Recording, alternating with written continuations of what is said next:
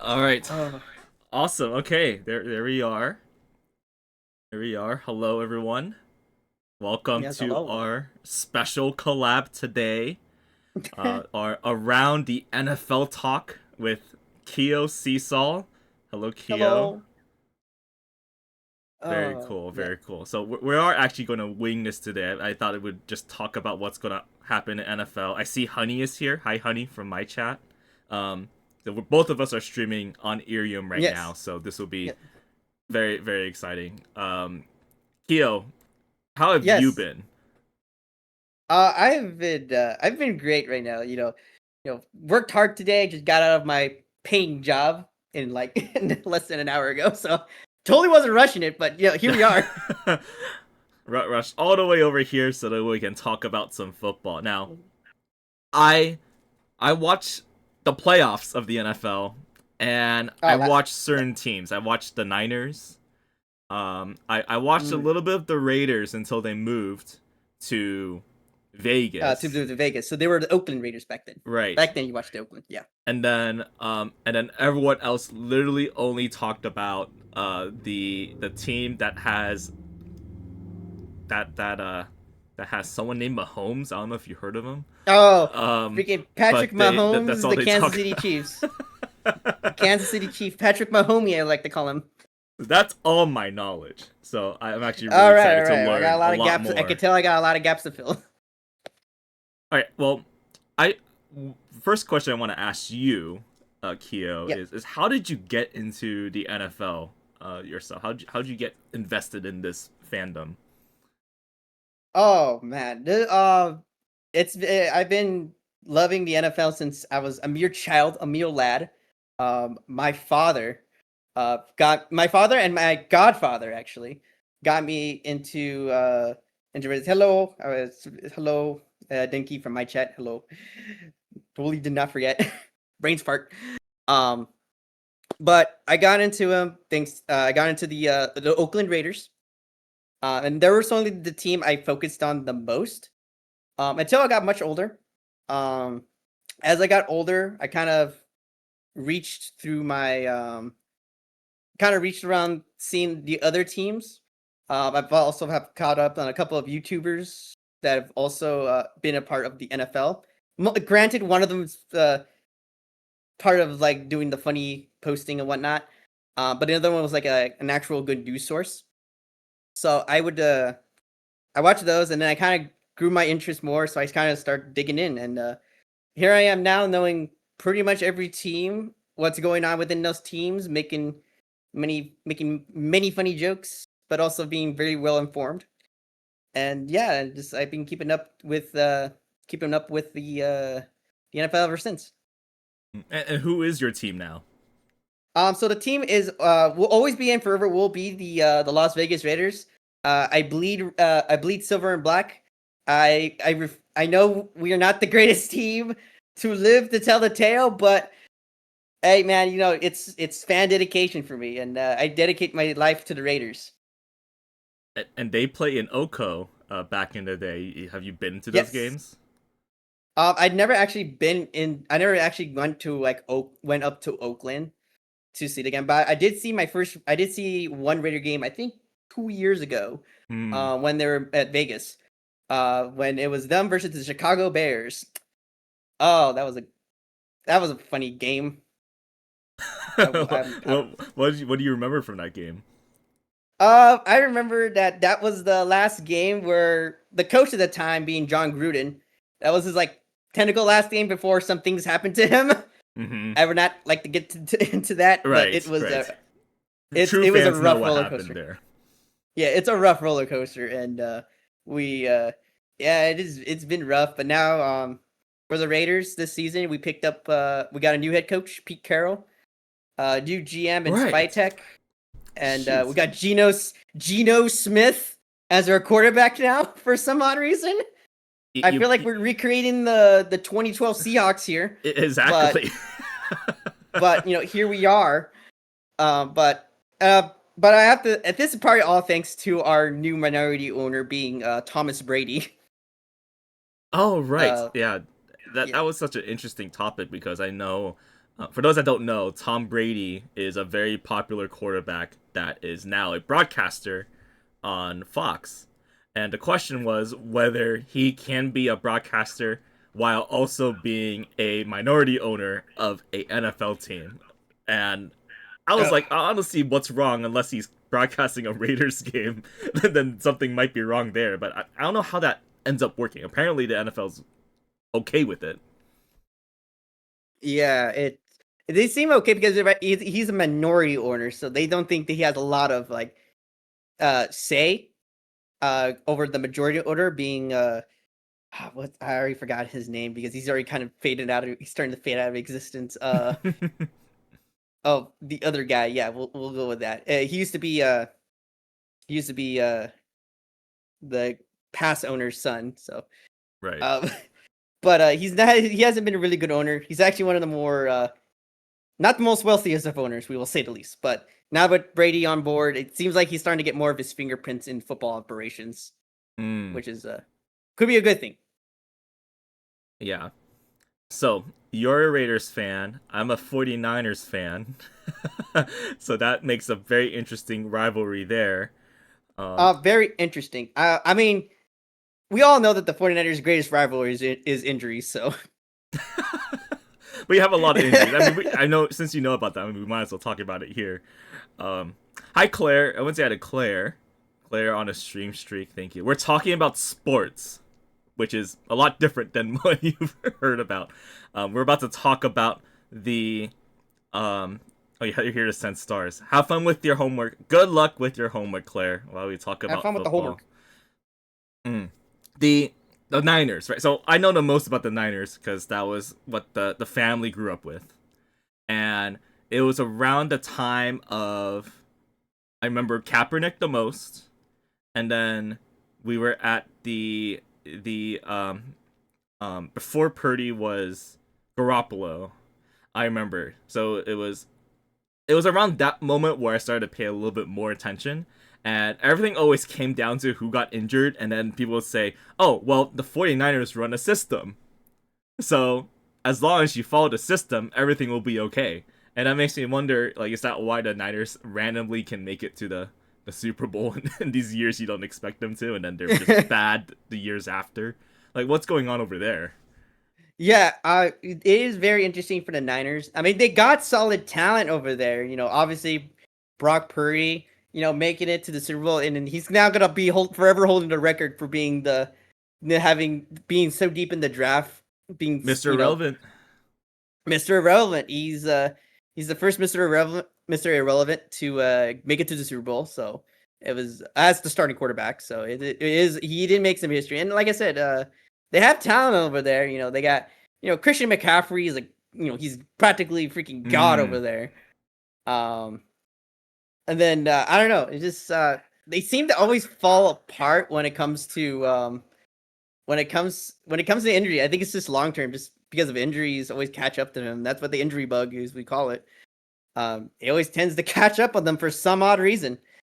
But I mean, from what I'm seeing, from what I'm hearing, also from the training camps, is like Christian McCaffrey is all good now. He should be a okay.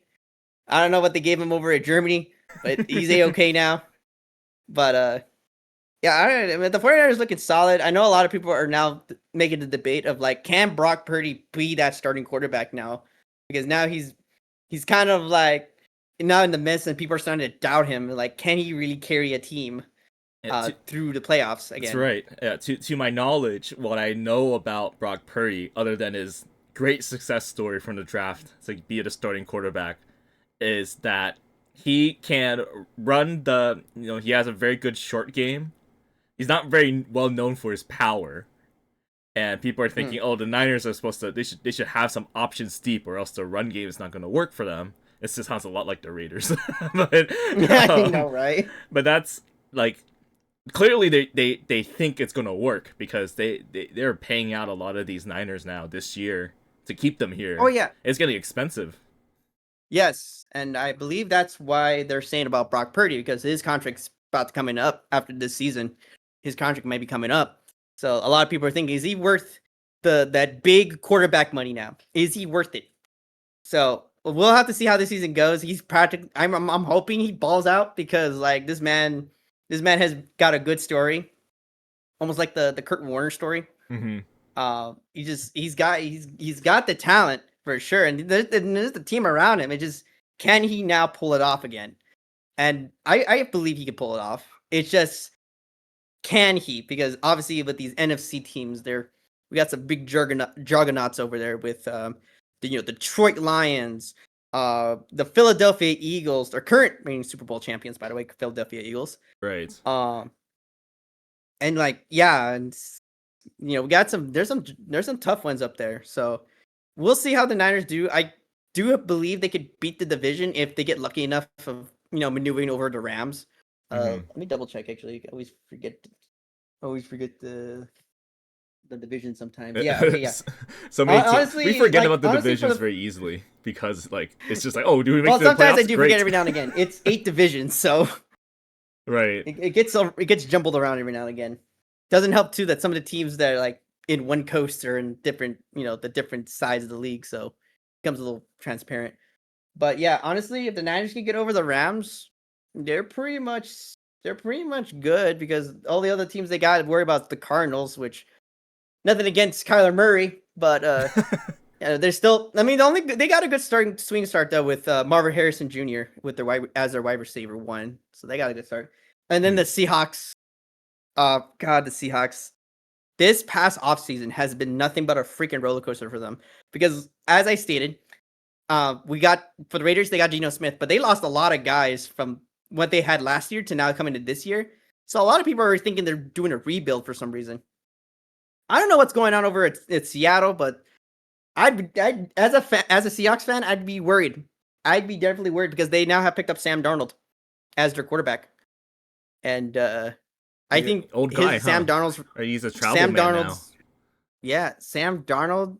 They paid him the big bucks because of his run with the Vikings, and it's gonna be interesting to see what team they're gonna build around him. But if Sam Darnold is not as advertised like how he was in Minnesota last season, Seahawks is gonna be coming in with a rude awakening.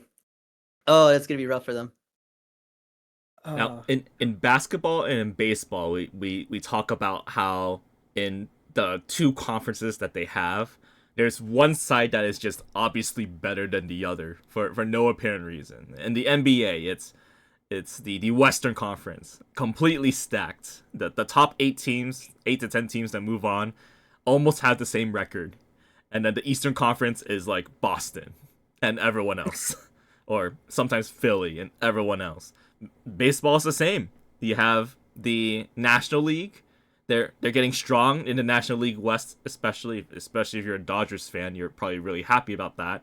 And then the American League is kind of the same teams traditionally, though this year's a little different. So they say, well, the National League is just going to be way harder. Is that the same case with the NFL? You think the NFC is a lot harder than the AFC or the other way around? all right. To put it bluntly, there is gonna be some outlier teams for sure that definitely have always gonna be seen as the top. For the AFC, you're definitely gonna be seeing the Chiefs practically until either Mahomes retires or somehow starts falling apart, which there's been some cases that he might be falling off because he's not last season he didn't do too well, but he did well enough to get him to the Super Bowl, so can't say much, but it was more about the team around him. So you'll definitely see the Chiefs around, and you'll see the Buffalo Bills a whole lot because Josh Allen is him. So so that's Right. on the AFC side, but when it comes to like one side being dominant over the others, it's kind of dependable. Like I said, it's just because more of like you see the same teams on like the AFC and the same teams in the NFC that you already kind of know. But that's when the wild card comes in. Like some team shows up out of the blue. That will be the case for last year, for the Washington Commanders. No one betted on the Washington Commanders to even touch the playoffs since were starting a rookie quarterback, but they made it to the NFC Championship. Right. I remember. um, and it just shows to prove that any team in the very end, if they get to the playoffs and they just roll like the dice is rolled correctly for them, they could go far. They could go far, and that's why we got some those sleeper teams we call them. That would be like like I said, the NFC, like the Commanders, I know the Panthers are starting to look a lot more better now with Bryce Young. And then that's the same thing for the AFC with the Texans. CJ Stroud is starting to rally that Texan team back up, and the Chargers. Chargers are they're trying to get back up, especially with a new coach with their new coach from last year. Really showed promise, so maybe they got lucky. Have to go back to work. All right, everyone, say thank you to Honey. I hope you were able to follow a little bit of our sports talk. Yeah. But I'm very happy to see you, and good luck with your tutorial missions in the future. All right, thank you for the dolphins, Shirasu.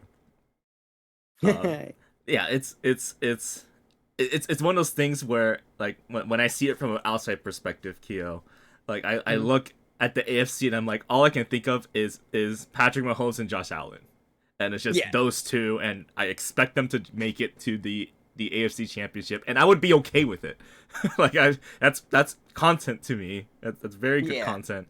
And then is that better for me as a viewer to see that over just like the Warriors and the Cavs playing each other for 4 consecutive years? Is that like good um. content or not type of thing, or is it just Yeah. one side Okay. is just that much of a blowout? That Yeah. hmm So I know a lot, like definitely for an outside people, they always will see Patrick Mahomes and Josh Allen. So they see them in the AFC, they're like, oh, status quo. But for some of us in the hardcore NFL, like the NFL fandom, we do like seeing some of these teams. Case in point, one of those teams being the Cincinnati Bengals in the AFC side.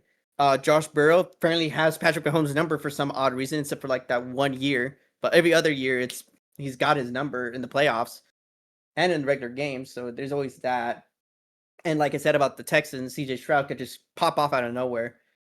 And I know there's another AFC North team that a lot of people are keeping their eyes on, especially this year for sure, is the Baltimore Ravens. Can they go over the hump, get to not only to the AFC Championship game because they have done it once, but can they get it to the Super Bowl with this core?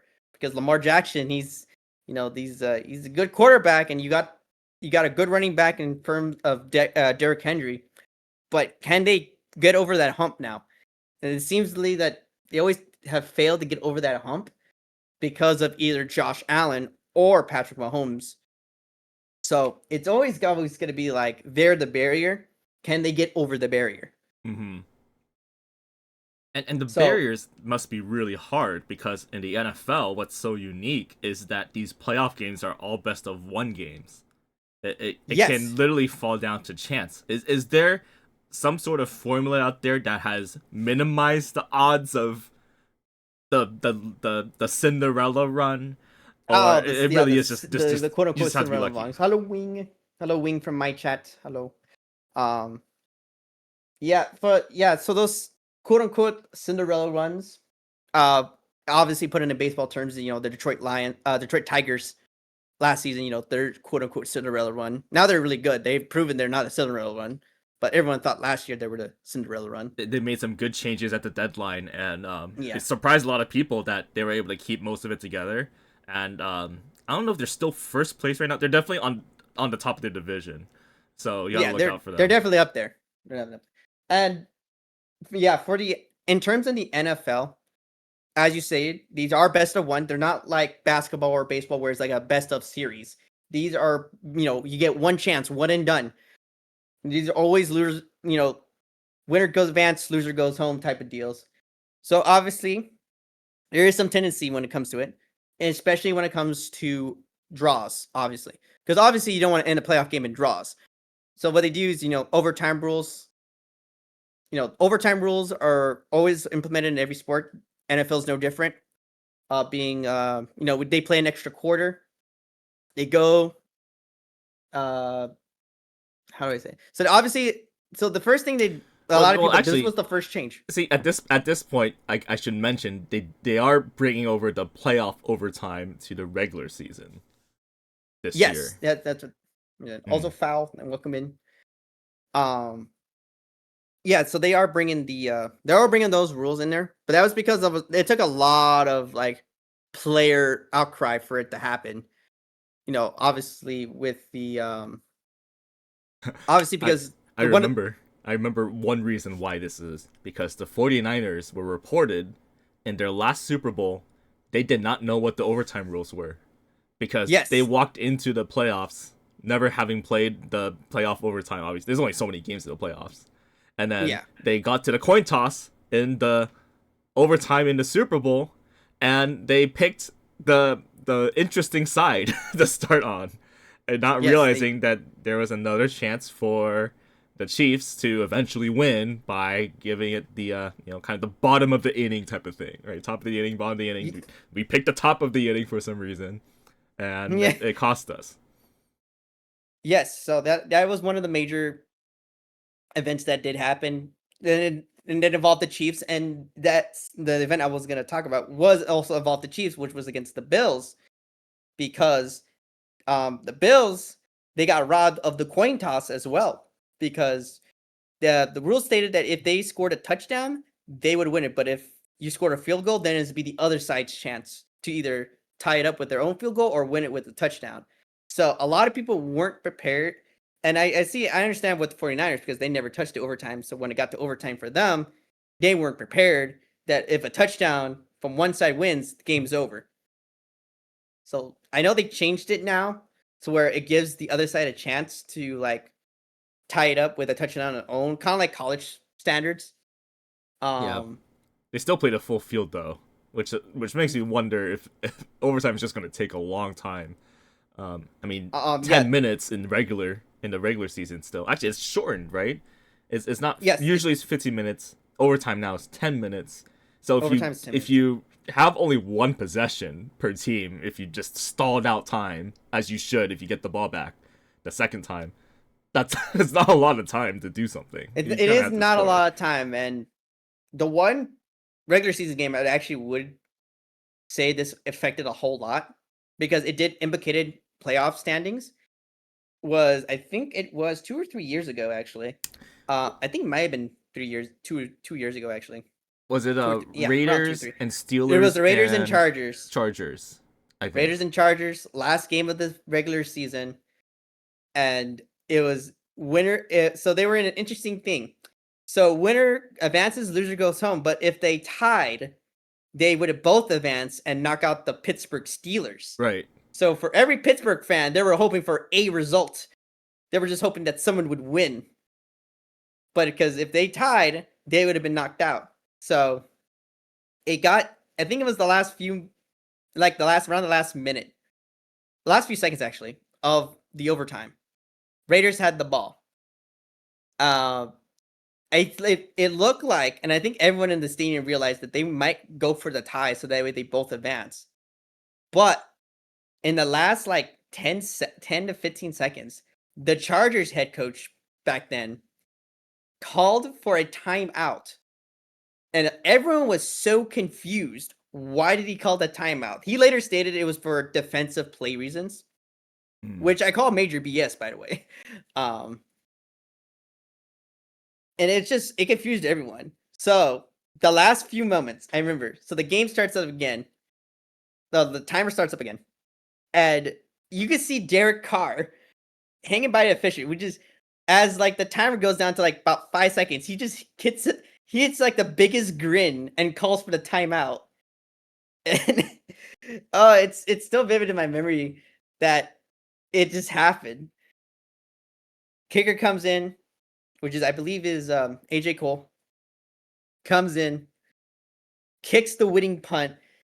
The Chargers get knocked out. Raiders and Steelers go in, and all I remembered was poor the Chargers quarterback who it is now. Uh, oh man, that guy's poor. So he's like, I remember he mouth. If you read his lips, he said he never felt, he never, he never believed he wanted to tie so bad. I think And it was on oh, tape. it's I think they had a one of those NFL films thing, yeah, which I never is wanted actually to tie hilarious so that they bad. always have like everyone mic'd up for these NFL films.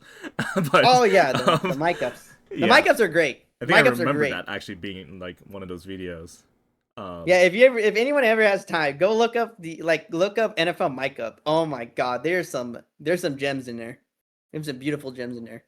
Now, did you believe that it was a mistake for the Chargers to call timeout? Did you think they actually thought you all I were going to go for it? I sorely believe so. I believe the Chargers head coach was he overthunked it. He overthunked it, as I say it, because he really didn't think about it too much. And he thought like the reason, like I said, his reason was that he wanted to get the defense ready for it's so jarring that the Chargers could have gone to the playoffs if they did not call for that timeout, because I think the Raiders were willing to take the tie, and so that way they can both go and knock out the Steelers. But the fact that the Chargers called the timeout, for the Raiders side, they may have thought that they'd broken that end of the deal, like that non-talkative deal. So that's why they called the timeout and went for the field goal. So I personally believe it was a miss missed opportunity and an overthought action that cost the Chargers a playoff spot. It's just so funny that now that you've mentioned that, and I think back that is actually one of the games that was being talked about all over the news, really, not just because of the unique circumstances, but it was so focused on whether that one timeout changed everything, because the body language, you can kind of see them before that timeout and after the timeout, how much they cared to try to win, for either side, and then suddenly it was like, well, you might as well eliminate them. Like, I'm sure the Raiders were probably thinking which team is better to eliminate also. Yeah, because at the end of the day, even if you tied, you still go in. So they were just for both. I would imagine for both teams, they were thinking about, they got a chance for both of them to like go in because of the tie and knock out the Steelers. Hmm. Who like the Steelers, they had no control over this game whatsoever. Like they had no control, and both Chargers and Raiders controlled their own destinies in here. But the fact that the Chargers making that play, the Raiders saw this as an opportunity to weakness from the Chargers, and they knocked out the Chargers there. See, So I, there's some excitement with the Raiders. yeah, there Even if you for don't better win or the for Super worse, Bowl, there are some there's excitement. excitement. All right, so now I want to go back a little bit. We're talking about how there are these veterans that are getting contracts and things like that. There's one veteran that it felt like all the NFL was waiting for, and his last name is Rogers, and first Oh, name Aaron Mister Rodgers. Mister Oh, good Rogers. boy, Aaron Rodgers. So Mr. Darkness Retreat himself. what do we think of him going to the Steelers now? And then it seems like he declared that this would be his last season. That like this was the way he was going to go out. Oh my god. I can go on a whole spiel about Aaron Rodgers here. But just to help it out here, I know for the Steeler fans, I am so I'm not even a Steelers fan myself, and I'm not even like a Green Bay Packer guy or a New York Jet guy. But I am so sorry. Like this dude, he brings drama. He brings drama everywhere with him. This was seen in Green Bay. This was seen in New York, and now I feel like he's bringing it here to the Pittsburgh fans. And I know every single Pittsburgh Steelers fan did not want this guy coming in. They were more than willingly to go off with Mason Rudolph. But the fact that they got Aaron Rodgers is, oh my god, 9-8 for life, I guess. 9-8 for life. Be above 500. That is the status quo.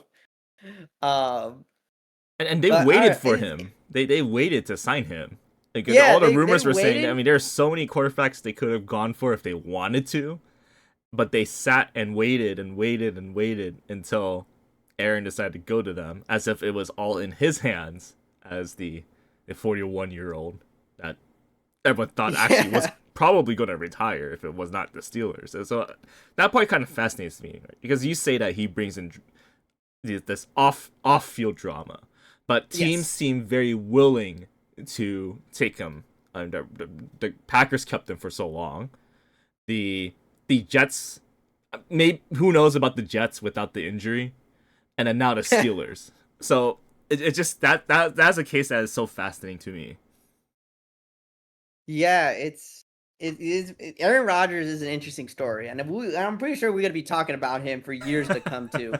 But It'll be in the Hall of Fame for sure for his oh yeah, for sure. for his play. And on Jeopardy, he did host Jeopardy. We all Yeah, remember he was that. one. He never get his stint with Jeopardy, but yeah, Yeah. it's yeah. Aaron Rodgers. A lot of people think he. A lot of people, honestly, this offseason, a lot of people thought he was going to retire.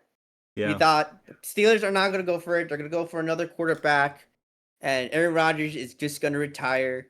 And I think a lot of us football fans entirely would have wanted him retired.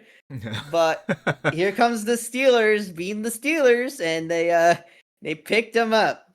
And it's already that locker room is already looking pretty traumatic, as I will say. You know, they picked up George Pickens. I think. Let me double check here. Oh no, they picked up DK Metcalf. Yeah, they picked up DK Oh, Metcalf. they did. So Right. that's a little more. I don't I know know what's that gonna go name. on with the Steelers. They might be status quo again, go 9-8, stick above 500 because the coach has never got a losing record, even though they're pretty self bent of being just above 500. But But I guess yeah, who it's knows, right? At the end of yeah. the Who day. knows?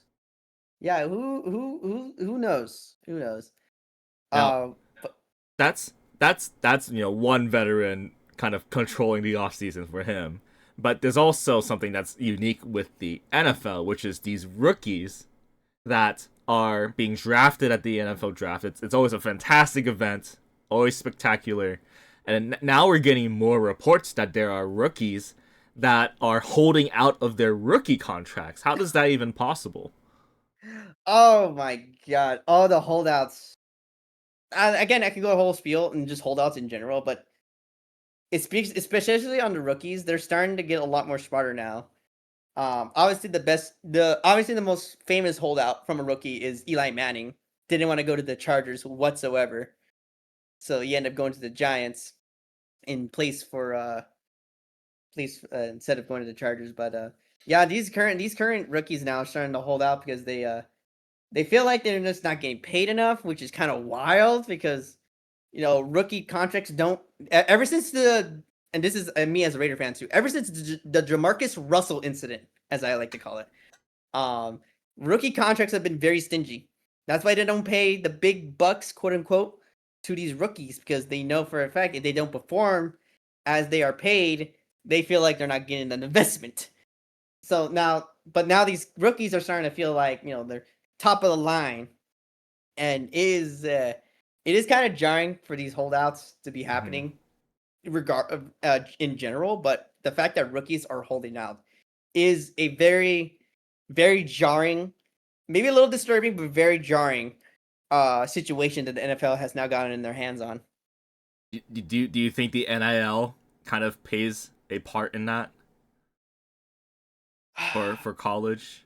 Because for those that don't know, the name, image, and likeness stuff, I say it very generally, but it applies mostly to college students who are now able to get paid based off of their image and just them as a personality. And now schools are starting to budget out funds based off of there's a lot of government things that happen. So now the system is the school can pay these players to be on the team, which basically makes them professional amateur teams. It's kind of a weird situation. But now that there's a value of money on them, you think does that kind of transfer over to the NFL where now they're going from whatever their NIL deal is to the rookie deal where they're not proven but they feel like they are because they did so much in college. Oh man, that is always the big factor, and I wonder, as just me just speculating here, because I obviously don't know the whole amount of details and that part in particular, but I do wonder too, like do NFL teams when it comes to drafting, especially in like we're talking about number one overall pick and like to like the top 10, do they consider the NIL contracts that these current these currently soon to be rookies of the NFL, do they consider that a part of it? And that's why now some rookies are holding back because they're not not getting as much money as they were getting into the NIL contracts. So I wonder that's why if the I wonder if that's why the holdout is happening. But again, we'll have to see how it goes. This is, like I said, a very not saying unprecedented, because there's always been rookie holdouts since, but nothing to this up to this point of like standard. So Yeah. it's a very interesting thing to have like a raccoon master welcome in. Now, this part, one of the parts that they hold out on, that I think all the players tend to hold out on, is guaranteed money.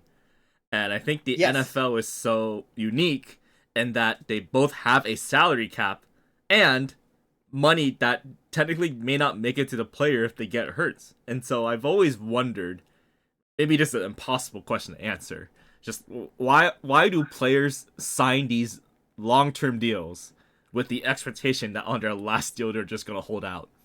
Like, is that money just like imaginary money to them? And then you just have to figure it out. Like, what goes on there? Yeah, so yeah, NFL contracts are a very like quote unquote messy deal because obviously you got the contract they sell, which is obviously how much they get paid and for how many years. But there's also the TAD add-on of like signing bonuses or, as you said, guaranteed money. When it comes to guaranteed money, it's like it's money that they're expected to get from the contract, guaranteed. No matter what happens to them, whether they get injured or something happens, that's supposed to be that guaranteed money. And the problem with that with guaranteed money is that you never know what's gonna happen. Now, luckily for some teams, they could choose to void out, but then that causes a problem of holdouts, as you mentioned. So it Hmm. becomes very messy. One of the biggest, and again, I'm using the Raiders again as a reference because obviously I know a lot more Raiders. The biggest reference I could get to is Antonio Brown. Uh, his Ah, yes. holdout has to be legendary because he was offered this much money, this much guaranteed money. Everyone laughed at the Raiders for it because of what they did, and it's it's kind of wild that what happened that offseason for Antonio Brown was just an absolute tragedy, a disaster even that happened throughout that what happened to that offseason to the point where they voided out his money. And then when Antonio Brown found out that they voided out his guaranteed money, he asked for the release, like on like social media everywhere. He asked for his release, and then the Raiders didn't want to waste more time with him, so they just released him. They cut him, and and that's another big thing too when it comes to like the contracts, which is also messy. The moment the guaranteed money comes in and they get injured, they already got that money. So obviously the team feels like they're getting cut off. So obviously they, you know, fine them or whatever. Not for injury reasons, but sometimes it could be for other reasons. Uh Non-injury reasons, same to say. And that causes tension between team and player, and Hmm. then obviously leads to trade requests and all that. Two of the biggest names right now asking for trade requests to this day are Scary Terry McLaurin from the Commanders and Micah Parsons from the Cowboys.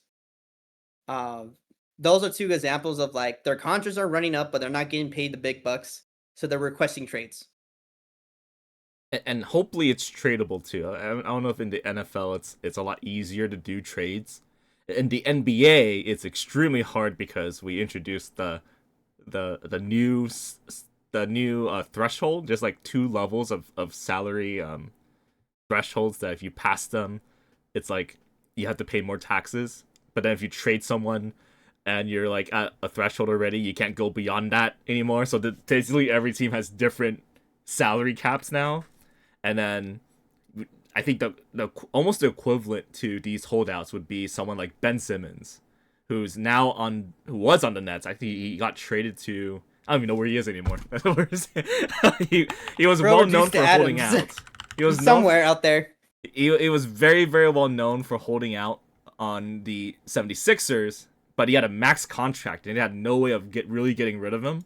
But he sat out for half the season. Eventually, the 76ers traded him to the Nets, the Brooklyn Nets, and then he was injured, so he didn't even play much. And then when he did play, he wasn't that good.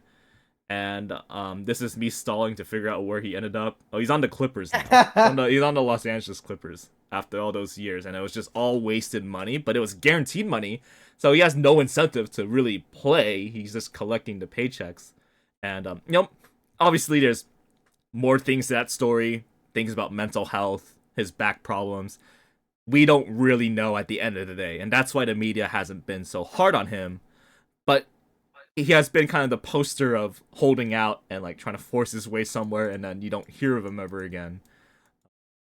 Anyway, that's an NBA equivalent that I was thinking of, and but I feel like you hear so much more about these holdouts in the NFL, and from an outsider perspective, you just think, yeah, they're just Yeah, eager for money, but there's probably more politics and more power to that when you're not actually you're not actually getting paid the money at some point in the contract, and yeah. that's what leads to So that problem. yeah, and it is a quite a bit of problem, especially coming towards the end of contracts. These usually Yeah. always happen towards the end of contracts because they're coming in their last year and they're expecting either a contract extension, obviously expecting a contract extension for their work in that team. Again, I'm using the Cowboy. I'm gonna use Michael Parsons here for the Cowboys as a great example. Uh, Even though like the Cowboys have been great because their owner slash general manager is something, to say at least. But uh, Mike Parsons has been a really good corner, which, by the way, is like the guy that catches the ball from the receivers if they get Mm-hmm. lucky. Um, he's All luck. Yeah. okay. Well, it's not luck; it's a bit of skill. But like, let's be real. Come on, it's like mostly luck because they got to be at the right place at the right time with the right receiver. Right. Uh, but it's it's he's been doing really good for them. He's been there for I don't know how long, man. He's been there for quite some time. Um, and he's obviously a really good player, really good corner. And we everyone was thinking that they had to pay him because they already had paid Dak, who is their quarterback. They already paid him already, I think last year. Um, so they were hoping he would be next for another contract extension, but then no words were about it. Then they paid big bucks for like a lineman, so that upset a lot of people, and especially Micah. To the point where he's now requesting his trade. So now a lot of people are thinking about where he's going to go next if they grant him his trade. And Ah. there's already kind of like people are thinking like he's doing this for show, and like the Cowboys are going to buckle and they're going to pay him. But we'll have to see because it's the same. This is always seems to be a tactic for a lot of players who request trades. Is that it's more of a ploy to provoke the team. Like, hey, I'm willing to go to another team if you trade me, and they sometimes teams they'll capitulate and Uh-huh. trade, but other teams do buckle. They do buckle and then end up extending them. For how long? Who knows? But I do think, um, especially towards the end of the years, these players tend to hold out more because they believe that their performance earns them more money. And Right. sometimes that team just don't have that money. Yeah, that's also a thing too. Just teams not willing to spend. It's not even about the salary cap. It's more like, are you really worth who you think you're really worth? And I had remembered one of the reasons when you were talking about like seeing other people getting paid. I think every year there's always that one player in any sport that gets paid a new record. And then you as a player think whether you are comparable to that player. And then you look at your contract and you're like, wait a second here. This is a little different. If Yeah, if you get paid 100 million to be a wide receiver, I should be able to be paid 100 million as a wide receiver. And then that starts yeah, the conversation there. yeah. Sometimes even more, depending on like how they felt their performance was throughout that year. Mm-hmm. That's why we always call it like players balling out because like sometimes they're coming to the end of the contracts and they're showing their worth. And this will go to the other holdout player being Terry McLaurin, or as people have started calling, or people has calling him Scary Terry, and he for a reason. That guy is but that dude is something as a wide receiver for the Commanders. And last year he really showed his worth. Obviously, the Commanders getting up to the NFC Championship was kind of a shock, but it showed that how much talent they had. So obviously, when they didn't have enough money to pay for Terry, Terry felt neglected. At least I think he felt neglected, and now he has requested his trade. So I do think it's always the mind games. It's Mm. between players, the team, and obviously the owners. Because they're the ones that are paying the big bucks. It's their money they're paying. Right. So it's always a sad thing when you hear like a player's getting hold out or they're requested to trade from a team that they have built some sort of allegiance to. And it's always a sad thing to see because you can know that this could be entirely avoidable if they had the money or if like the team was willing to pay them and not be I wouldn't say narcissistic, but just they're not being not being hoarding their money Yeah. because there is some teams that are like very underneath the or like don't have cash for sure. That being one of those teams definitely that don't have the cash to trade and they're actually in the negatives is the New Orleans Saints. Those boys are stuck in the hole. they are they are knee deep in the cap. Uh, so those boys are going to be struggling for at least a good maybe 2-3 more years tops. There's been calls in baseball to have a salary floor, actually. They're Yes. saying that teams are not spending enough on their major league rosters, or however they count the salaries for those. Basically, anyone that's on a major league contract is counted toward the payroll, but teams are not spending enough. Now, the A's actually had something interesting. Formerly the Oakland A's, but we'll call them Oakland anyway. They had to pay someone a lot of money because of the revenue sharing agreement, where if you're getting paid money by MLB, you have to spend it. So they ended Yeah. up giving the largest pitcher's contract in their team history to Luis Severino, which was like a decent $70 million contract. It was like 3 years, something like that. Like he's Yeah. worth it. But it was just so funny. Everyone was saying like how this is possible that they suddenly decided to spend once they leave Oakland. But that was just a very specific case. It's you kind of hope that the players will be happy getting paid a higher minimum, so that like the teams are forced to spend the money on players that deserve it, and they can't just try to make it with the cheap team and then sell everyone and then make profit off of that, because it doesn't seem like that's a formula that would work too well. Maybe it does work in baseball, and that's why it's a problem. Not in the NFL, I would think. With the Oh, yeah, 16 no. games, 17 games that you have, and to try to manufacture value when everyone has to kind of work together through the quarterback. I don't know. Yeah, it's honestly like, and this is kind of like everyone kind of, well, almost everyone kind of knows that obviously when it comes to football for the NFL, the games are we have way less games because it's very physical demanding for these players to play a full 60 minute full A hour full of game game, time. yeah. And obviously it's 16, 16 games now, I think, because it used to be 15, but it's now 16. And there's already been talks of like maybe potentially moving up to 17, which is getting into dangerous territory there. But that's still in the talks, thankfully. But it's always and this is also this is any sport. Injuries come to play, and football being a very demanding, physically demanding game. And, there's always going to be injuries, and it comes with a little bit of burden actually because obviously a lot of people have already been thinking I've been saying about like, oh, let's just get rid of the preseason games because of the high risk of injuries these preseason games could bring on players. But on the same time, I see on the other side, like, the reason they have these preseason games is that way they could tune up the teams to like get back into playing football for the full 60 minutes, which is very understandable. But I don't know. It's a lot of things that goes on, especially with contracts and everything because like in these preseason games, obviously they're trying to figure out their full 53-man roster. Hmm. So it's just figuring out who they're gonna have and who they're gonna cut. Now, speaking of these changes that we see, the preseason games, obviously there's less games so that they can make more in the schedule. Eventually, they'll probably even do 18 games. I predict that will happen in the next 5 to 10 years unless the players revolt. Yeah, But the NFLPA.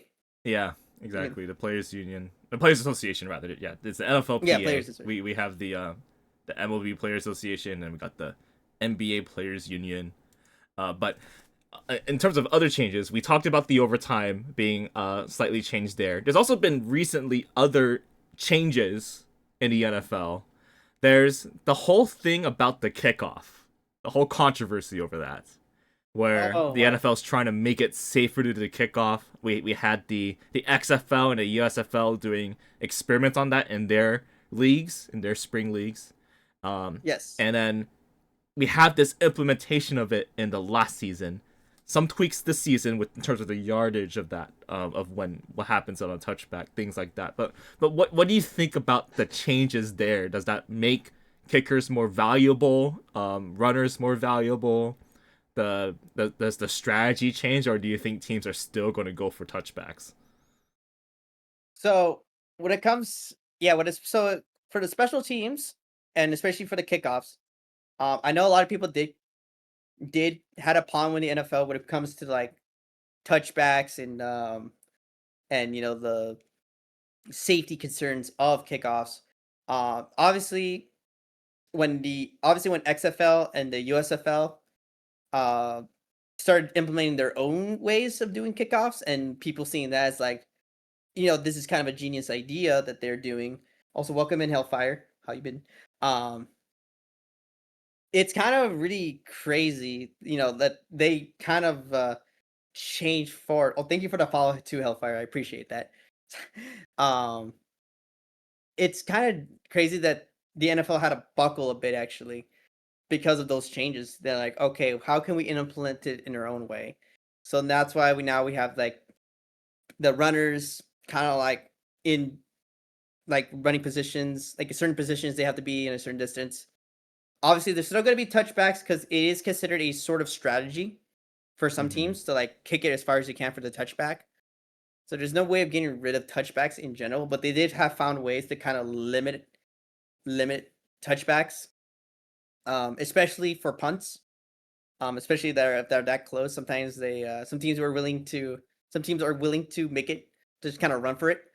But most of the times, still to this day, they will accept the touchback because it's only they only get up to like to the 20-yard line.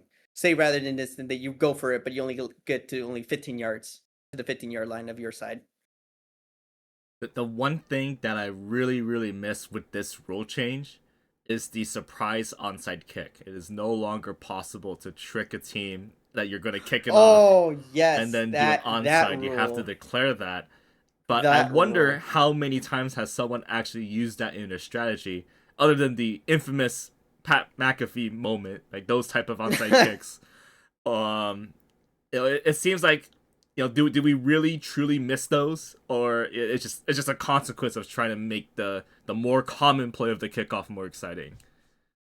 Yeah, so that rule in fair. Also thank you Hellfire for that she told you to come here, told you that I'm her favorite streamer. I appreciate that. Yay! Sorry, I had to answer my chat there for a Quack, minute. quack, quack, quack, quack. Favorite um, streamer. yeah, favorite. But yeah, I think it's because of it may have the Pat McAfee that Pat McAfee moment might have instigated this a bit, but that took like years in making for this to happen though. But yeah, I remember there's still thank you for the heart by the way, Hellfire, appreciate that. Um, yeah, the onside kick rule where they have to notify the team that they're going for it really kind of loses the element of surprise for a lot of teams. But there's still some teams that will do it because Mm. they're that crazy. One of them being the Detroit Lions because their head coach, it's kind of up for par for him. He's that kooky, but sometimes it works still. The onside kick. It's very rare. Even before the ruling, it was still very rare for onside kick to work. So with the ruling, it makes it even harder. I maybe one time it did work, but it was very. It's like a lot of things Right. have to play for it to even work. So it's kind of a gamble. And then now with the ruling that you have to notify the other team that you're doing, but it's a much bigger gamble that you are gonna get the ball back. Very strategic. And Hellfire has made it to this side of the stream. Hello, Hellfire. Thanks for the follow. Welcome to the Turtle Pond. My name is Brownsel. Here's a turtle. Here's a turtle in trunks and his sunglasses. Nice to see you. and I hope you enjoyed. This is kind of a collab thing that we're doing. I do a lot of just chatting streams, but this is one of those special ones where we're happen to talk about some NFL. So I hope that's exciting. There's so many other streamers that you can say hi to as well, and good luck on your tutorial missions. Um, yeah, so that I think there's just now more strategy, Keo, with the with deciding how you're gonna execute the onside kick. Like if that's gonna be important to them, then they're gonna have to come up with like drills for these kickers and the players that they have. Like what type of play they're going for, where they want to kick the ball. Now they have to actually practice those plays more if that's something they want to do. And I know this year they also changed the rule where you can now do an onside kick at any time in the I think anytime. I don't know if they just added the third quarter. It used to be only the fourth quarter, and then we saw that was a problem in the Super Bowl when they, I think it was the Super Bowl when they tried to do an onside kick in the third quarter, but they were not allowed to, and because they were trying to mount a comeback.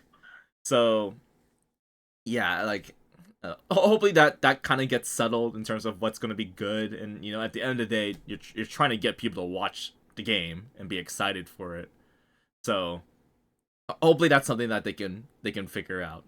That's just one of the rules that really it felt like it made football a lot different. It felt like they're always changing what yard line they start on, and um and like how do they portray offense, and how do they call fouls, things like that.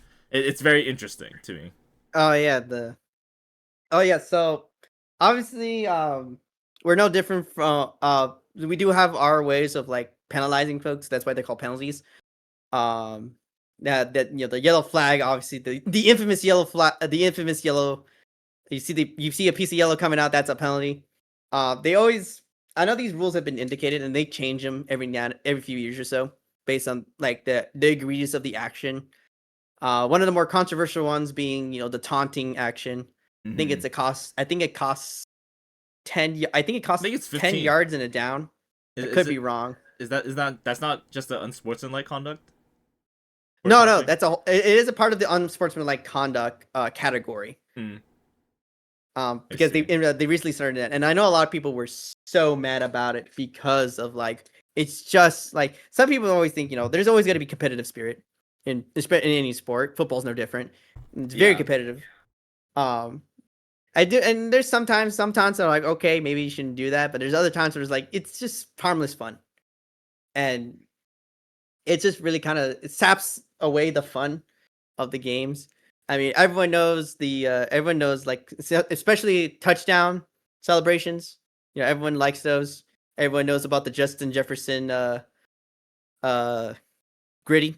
That's where it came from originally, actually from Justin Jefferson. And that was a Um, disgusting act by Randy Moss. That's the meme yeah, that goes around. he inflicted us the gritty. You should thank Justin Jefferson of the Minnesota Vikings for that. Okay, he originated that. But yeah, it's obviously it's penalties is no different. Obviously, some penalties are more painful than others. Obviously, one of the biggest ones being the passing interception, especially you're on the defense side. Oh, that's so rough Mm, because if you get flagged for passing interference and on the defense, wherever the ball is supposed to land, where he was going to catch it, that's where the yard is going to be. So it could be like someone throws like I'll say like a 50 or 60-yard bomb towards like a wide receiver, and it gets and like the defender, a corner, gets like too close, again, like kind of obscuring the maybe the vision to the ball, or using their hands to block their hands. They get flagged, and there you go. That's a free 50 or 60-yard gain just purely on penalties. And this is why some teams are very good at handling penalties. Some teams not so much.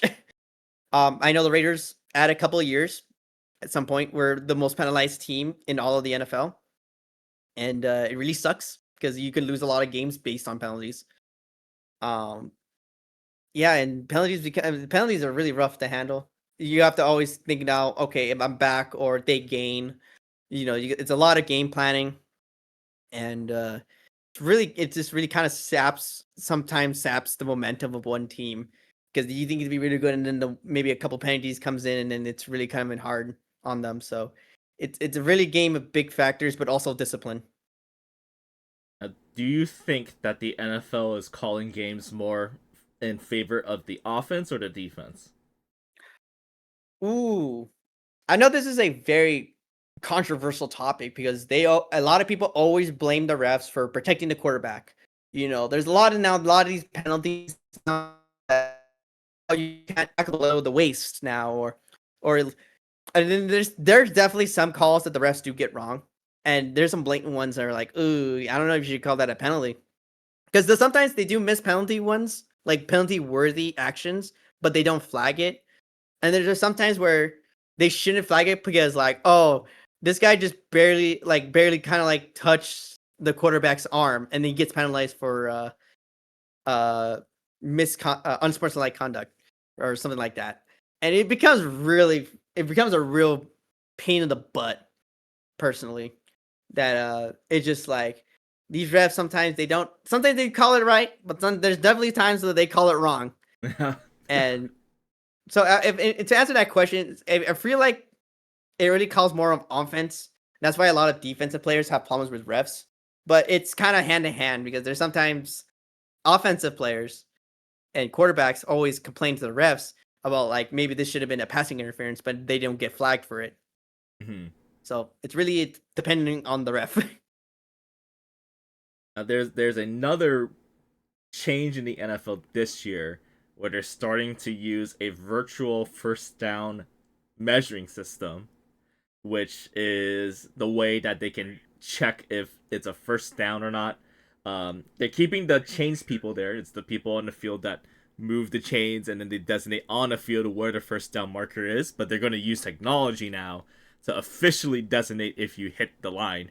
That part was always interesting to me because I felt like even with that system in here, you still need a referee to put the ball down, and the ref can put the ball down anywhere is what I've learned. I have Oh yeah. seen situations, and I can name two situations. There was one where the referee put the ball down, they put the chains out, and he put out the index card, put it down, and I was like, what's the point of the index card if you could have placed the ball anywhere? And that was Oh, obviously the NFL wants to wipe that video off the internet. Very iconic. And then there was the other one where it was the Cowboys versus the Niners in the 2022 NF. I think it was the divisional. It was the divisional series, and then the quarterback slid with 8 seconds left, and then the referee oh could my! not I get know to what the game you're ball, talking about. and the Oh referee my! couldn't get to the ball, and everyone said it was the referee's fault for being too slow or something like that, and like no one I knows who to remember that blame. game. It That feels game like was hilarious at the end. So I remember it. yeah. It So was the last 8 seconds. yes, Everyone was confused why he was running it. Like, Dak was running it for some odd reason, and he slid. So obviously, that makes the clock run. So now they're rushing, but the problem is there's a rule in the NFL where the ref has to place the ball. So now the ref is trying to rush there. He's trying to get over these big linemen. He places the ball down. I think the last 2 seconds, almost everyone gets ready. Whistle blows. Game's over. And the Cowboys lose because of it. And it was oh my god, that game was it was. I'll tell you what, that was the most hilarious thing I have seen that year. It was so funny because it was just a misfortune. It was just a misfortune. yeah. So many people were blaming the refs, but I feel like it was just not understanding the system because I can see it being a thing where you could probably get 1 second left on the clock if everything actually went well. You actually had 1 second left, I but you I can't. think their plan was for sure to spike the ball. I mean, well, he looked up. If I Oh, remember, he looked. he Oh did look no, that's up even to worse. fake a throw, and then he ran. And that's why it confused everyone. But also, I know there's a rule where if you slide, you can still go. This is not like college. In college, if you slide, you're down. In the NFL, you have to get touched, at least.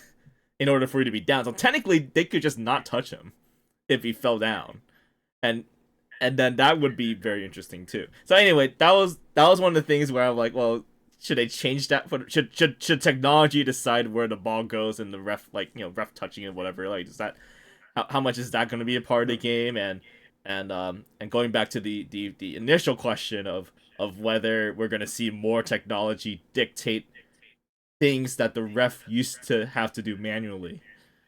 So yeah, so rest in peace to Chain Gang. I always love the chain. That's why a lot of these chants now, back in then, move the chains. It's because referencing to the people running the chains to mark the downs.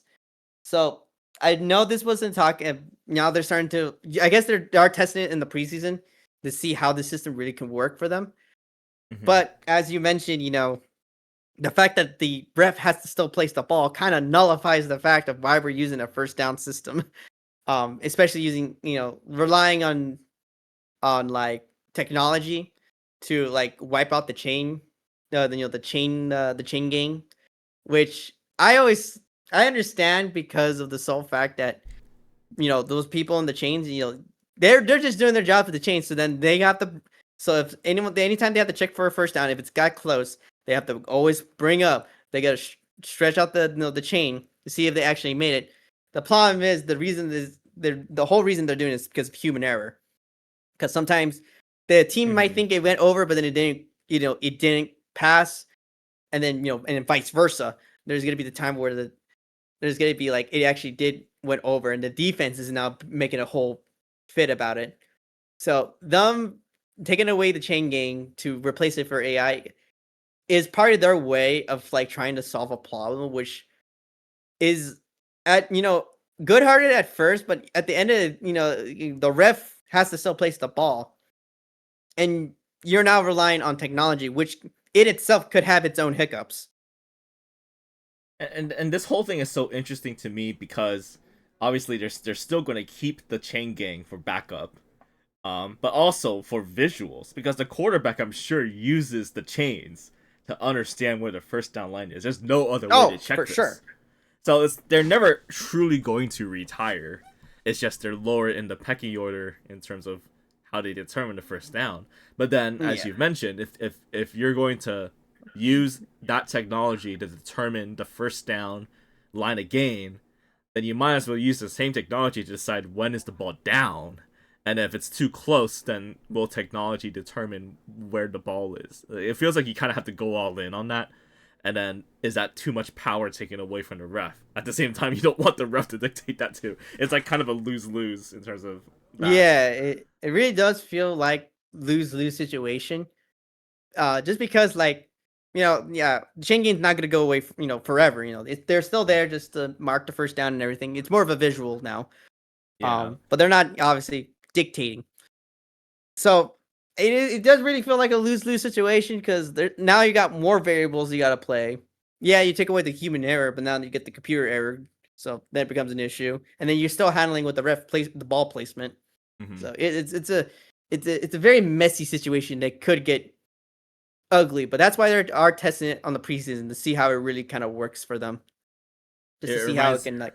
it reminds me a lot about what they're doing in baseball. They're trying to put in the ABS system, which is stands for automated balls and strikes, and they have to deal with the umpires association for that because obviously they don't want all the power out of their hands. But then Yes. but what the MLB has done very well on is they took inspiration from tennis. So when a player challenges if it's a ball or strike, it shows up on the big board and the ball goes in from the pitcher's mound, flies in as the camera zooms in on the visual, and then boom, there's a strike or a ball. But then, as we talked about in the NFL with this thing, it's the same problem in baseball. What is the strike zone? They've never truly had to fully define the strike and what is like, did you swing or not? They now have to actually put parameters on it, and and then at that point you're like, okay, who gets to determine that? And that's kind of what you get with that's what you get with technology is it will help you get things perfect, but there's still things that you have to explicitly define as perfect, and some people are going to agree and some will not. And Yeah. that's what I kind of worry about. Like the football graphic is not that exciting. It literally shows the football, and then the camera zooms in, and then they fade in the line because they can't just make the line show up like from the sky or something. You're just making up lines as it goes. It's like it literally is just a fade in of the line. It's like here's the football. Okay, well let's see where we fade in. Oh, No, it's on okay, yeah, it's not a first it's off down. by like Like a few inches.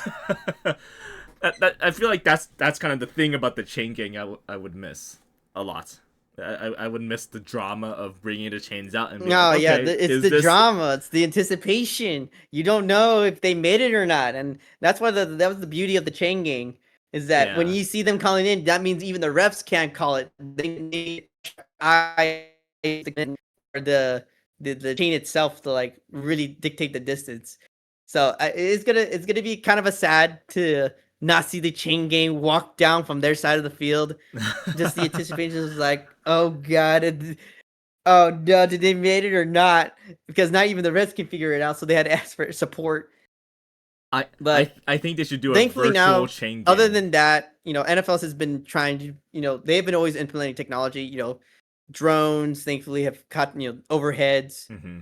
and obviously we still got the man upstairs, I like to call him, for extra ruling because sometimes when the refs can't call a good penalty, or if they can't really dictate it from their own eyes, they always rely on the guy upstairs. I know the XFL, it was some guy using an Xbox controller for some odd reason. That was very Um, viral. yes, the guy with the Xbox controller from the XFL. That was so good, but it was kind of funny. It was kind of funny, but it was very genius though. So that's why I say the always like they said they have to have call for an extra ruling. They always call the man upstairs, or they have to call New York from their office from the NFL offices themselves to like dictate it. So always it's like the drama, it's the anticipation, and that's what's gonna suck when they take away the chain game because it's just that one part of like the excitement is gone, and now we have to rely on some computer fading in a ball and a makeup line. All right, so that's just the future of technology. The future's real, guys. All right, I got two more topics for you. One of them actually happened recently. This is more on the entertainment side. We have reports that are confirmed now that ESPN is buying the NFL Red Zone and certain NFL digital properties to go onto its network. So Yes, Red Zone, I obviously, we love Chris Hansen. We love the whole format of no ads, watching all the games at the same time on one channel. That's going over to ESPN now. That's got to be a big change probably coming up with it that. is a big change. Uh, And the fact that ESPN basically that means they own a channel that can get them most of the games. Like, is that something of concern, or is that just the future of how everyone's trying to buy each other? That's just how it is. so yeah, the big that is a I did remember hearing about the ESPN now buying off the NFL network. So basically now they can pretty much like not only that owns their talent that's part of the NFL network now owns like this like premier way to watching the NFL, which is watching multiple games at the same time. That's what was the pitch. So I don't know if they bought that with the anticipation of like them keeping the way of how the NFL network is, and obviously keeping all their personality there. Uh, it is It, going to be a very daunting change to say the least, because now you're moving from some people buying the NFL network from like the cable to now, obviously he's taken off of cable, which is well, some might say is a good thing. it Um, is true that they will. It seems like they're gonna have it on the new ESPN streaming service that they're starting, but also still have it on the business outlets that they have on cable, which is the with yes. DirecTV. That they're gonna keep that. So that's what we do know. Yeah, so it's not like a full takeover. They're all moving into like one certain area. It's just more of like now they have ESPN has now the choice, well, not the choice, but they have now bought the rights to then duties, have the personality, be on ESPN and show the NFL Network on their own streaming service.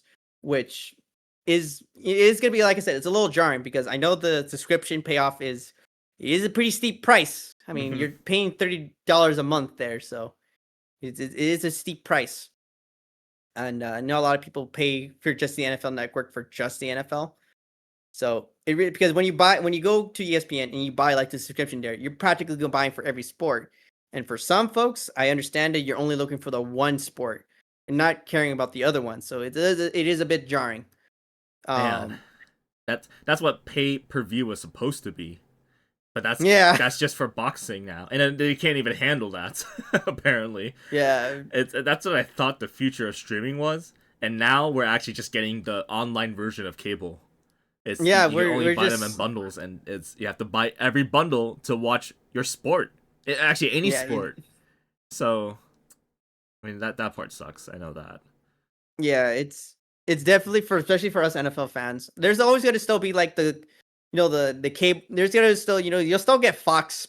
Fox Reds. You Fox owns some of the games. NBC like Prime is still like going to like have their like Thursday night games. you get So something really cool based off of that. I I I learned recently that the NFL is obligated to put games on over the air TV if it's in your region as like your team. So if you live in San Francisco, even if the 49ers are on Prime Video or on Peacock, which now Peacock is getting exclusive games, that's another story. But if it's no, on that's those yeah, channels, you will still be able to see it on Fox because they have to put it on Fox per like the yeah, NFL rules. That's something I yeah, really like about what we have. Too bad it only works for those that live in San Francisco. Like if yeah. you're a It's 49ers meant for fan the that's not locals. there, it's over. Like you have to Yeah, buy the channels. yeah.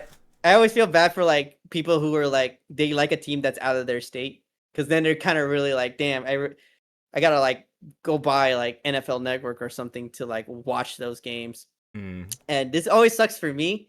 As a New York Yankees baseball fan, I can't see the New York games because they're all on the Yes Network, and I live in the other side of the country.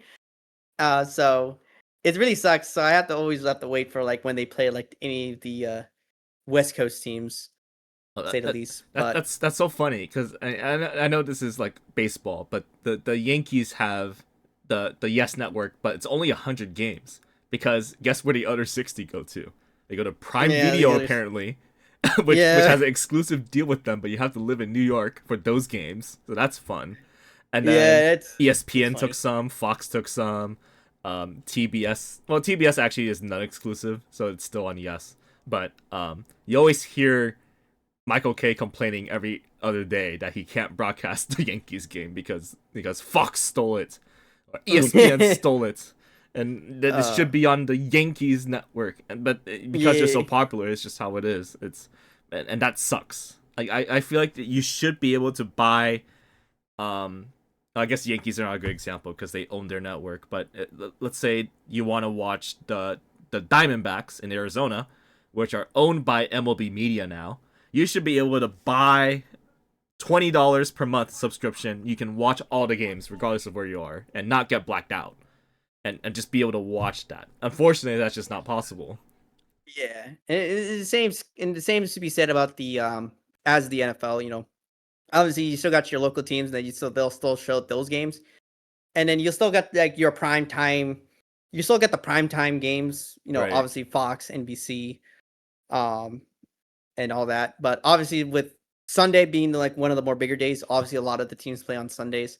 That's where the NFL Network comes into play, which kind of helps a lot because it helps juggle the games and keeps up with you with the news on the NFL for that week. So them moving to ESPN for ESPN to then buy off the NFL Network is I will have to wait and see. It's more of a wait and see moment. Yeah. See if they operate the same way or not. I think the same thing of when ESPN did their new basketball deal, which is starting next year, by the way. The new deal does not include TNT, which includes the Inside the NBA guys. They're very, very popular, but they can't Yeah. do Inside the NBA without games, and so ESPN made a deal with TNT to license them. But they're treating it as if it was not the same. Like the games are not on TNT. It's more like the personalities are now showing up on arguably a better channel. They get more popularity on ABC than anywhere because you can watch ABC, but it's not the same. That's what it feels like. Like NFL Network, they're under ESPN. Maybe you still get NFL Network, which funny enough, you're watching Fox and CBS games on ESPN, but I don't know how that's gonna work. We'll have to see. Yeah, That's the whole media politics thing. That's kind of out of our yeah, it's expertise. It's just yeah. definitely wait and see moment. So yeah, it's definitely going to be as I said, a little jarring, but uh, well, yeah, we'll have to see how the season plays off with them and the ESPN. And then ESPN's it's not like it's new to this whole NFL thing. They've been doing it for years. Yeah. So it's just now they ESPN own part of it now. ESPN has bad taste in baseball right now. This actually might be the last year they have baseball on ESPN. The relationship is very very bad because if you notice during the playoffs they don't even care that they're hosting the whole wild card. They're talking about whether Aaron Rodgers actually likes the Jets on the day of the freaking wild card playoffs that they're broadcasting exclusively. They're talking about Aaron Rodgers. Oh my I think god. that pissed off. That's a whole topic that we can talk about another time. But that pissed off the commissioner, and now they're I just would imagine so. I'm like, they're yeah. talking about another sport entirely. They don't even advertise that the wild card's there, and I think that's just hilarious to me. But I mean, baseball fans don't like baseball on ESPN anyway, which will be interesting. Maybe ESPN is full sending the basketball world and football world, and most of America. No offense to my baseball fans, probably don't care. They're getting football and basketball. Great. Yeah, So yeah, yeah, sucks for all that. yeah. It's a yeah. It really sucks too because like I do like baseball myself. I do Hmm. like some good baseball, but yeah, ESPN's making some changes, and it is what it is, as some might say. It is what it is. All right, we're starting to run out of time here. I've got one more question for you. I think this is the ultimate cliff notes of what I'm going to look forward to this season. All right, we got All right. wonderful 32 teams out there, and only a subset of them will make it to the playoffs, and there's only one that will win the whole thing. Well, two in the Super Bowl, one that will win the Super Bowl. What are those two teams that you believe will make it to the Super Bowl this year? Oh man, you're making me do a prediction here. Oh god. What do you think? Just based off of all the stuff we know up to this point, and we don't even have preseason games yet. Yeah, Just we based don't off of even what have the you're looking at, preseason games. Oh what do my. you think is going Oh. to be the Super Bowl? I know I can't answer that question, but I know you. Okay. It's going to be a very fun thing for you to look back on if I, if Oh we yeah, publish this this as would a definitely clip. be something. What is it going to be? NFC, All right. AFC. What teams come out of that, and who will win the Super Bowl? All right. So, see how the trades have been, the drama, the trade requests, and obviously we haven't even got to the preseason game, so we don't even know. And then on top of that, the injuries. All right. Who I think is gonna make it out of the AFC? This is gonna be a very hot take. I think the Buffalo Bills are gonna make it out. I think they're gonna Wow. finally get over the hump. They're gonna beat Patrick Mahomes in the AFC Championship game, and they're gonna finally touch the Super Bowl for the first time since I think the '90s. Um, Wow. All right. All right. We will remember this. and then That's an educated guess. educated guess. It's just an educational wish, actually. Um, and then in the NFC, uh, I'm, oh man, because the NFC, there's some really good teams in there. Definitely some teams are gonna definitely come out, maybe surprise us. This is another wild take from me. I'm gonna say the Detroit Lions. I'm gonna say Detroit Lions. Dan Campbell is a madman on a Wow. mission. He's gonna show them. Dan Campbell's gonna show that even with a new offensive and defensive coordinator, he can push it through with this team. And they know that their Super Bowl window is closing. This is their best chance of pulling it up, and I think they get it by beating the Philadelphia Eagles in the NFC Championship game. Wow. Dang. Yeah, I know that the Lions are actually they were number one last year, were they not? Yes, they were the number Actually, one seed, but then they got knocked out by the Commanders. Yeah, and they're just known from the outside perspective to have a curse on them in terms of their successes, but they are a good team. I think people are They are a forgetting good that. team. Wow. So Hmm. Super Bowl, Buffalo Bills, and the Lions. Oh, Yeah, how's that oh gonna my work God! now? If I Now get you're hunted betting down on for this, educational do know wishes. on the record, I did not. I predicted this without even seeing the preseason games. So put that on the mark there. Okay. Who do I see win the Super Bowl? I say the Buffalo Bills. Screw it. I said the Buffalo Bills. They finally break the curse. They break the four Super Bowl loss streak. They finally break it. They win the Super Bowl. All right. Wow. Okay, so if they overcome Mahomes, they can win it all. Is what I'm If they looking at. overcome Mahomes, they got this in the bag easily. Wow. Okay. There it is. There's the prediction, everyone. Buffalo Bills, Detroit Lions in the Super Bowl, and we got the Buffalo Bills. Congratulations to winning the Super Bowl 2026 championship. That's awesome. All right. Well, I Oh my! hope. Well, we'll come back in February and see if you're correct there. Yeah, This will we'll be. come back, and I'm gonna feel very embarrassed afterwards. Honestly, hey, it is very tough to predict in the preseason. So Especially when the preseason games haven't even started. Anything could happen. exactly. All right. Well, thank you for our conversation, Keo. Where can we find you on social media? All right, folks. All right, my name is my name is Kyo Seesaw, MMA fighter by day, professional sports yapper by night. You can find me right here in IRIAM, same name, Kyo_Seesaw. You can also find me on Twitter or X, as they like to call it. Again, tech kids. Same way, Kyo_Seesaw, and then you can also find me on Twitch every now and again. Uh, same way, Kyo_Seesaw. My Twitch, we just goof around, just being an absolute goober, and yeah, we're just be chilling and having a great time. Um, yeah, that's where you can all find me. Thank you, Brown, for making me bringing me here and talk about the NFL. Uh, Yeah, this was great. it's been a real fun time. I got a lot of insights from that too, and hopefully all of that, hopefully your prediction works out, and hopefully Crossing my fingers. hopefully I have some good things with the 49ers as well. That is my only wish as a casual fan, and we'll see what happens with that prediction too. As for me, oh hi Chi. Oh man, we're ending Chi. Oh no. Well, you can hear my promo.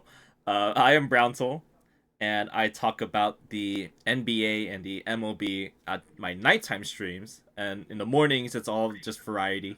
And you can find me at BrownTillStar on all socials and BrownTillStar.com. So look for that. I also stream on Twitch every Saturday, and we're in the middle of getting ready for all these Valorant tournaments that are happening. Got one at the end of the month that I'm hosting, or at least I'm contributing to hosting. So that's what we're doing every Saturday now, is preparing for that. So look forward to that. All right. No, I'm sorry, Chi. I know, yeah, this was the end, but you know where to find me. You know when the next stream is, for me, and the next stream for us as well. Keo, I think you're an everyday streamer for the most part.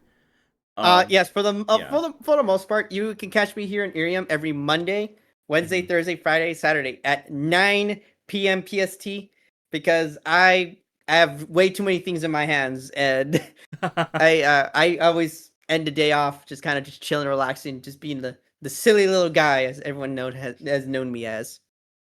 All right, and you can find me Tuesdays and Thursdays at 10 a.m., Sundays and Wednesdays at 7 p.m., and Saturday simulcasting on Twitch if we're streaming on Twitch.